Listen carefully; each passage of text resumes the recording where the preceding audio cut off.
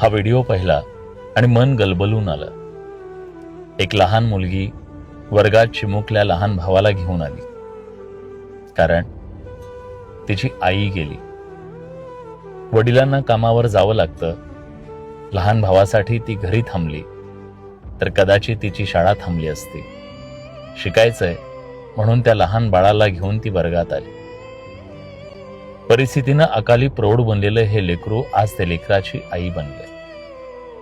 असं म्हणतात, मोठी बहीण आई समान असते. इथं तर तिला आईच बनावं लागलं. जगातल्या असंख्य लोकांची ही दुःख पाहिली की वाटतं आपण छोट्या छोट्या दुःखांना किती मोठं समजतो. पण खरंच असं धीरोदात्तपणे लढता आलं पाहिजे. पण अशी वेळ कुणावरही येऊ नये, कुठल्या लेकरावर येऊ नये. कारण आईबाप नावाची सावली डोक्यावरून गेली की लेकरांच्या बालपणाचा उन्हाळा होतो आणि जबाबदाऱ्या अकाली प्रौढ बनवतात मित्र.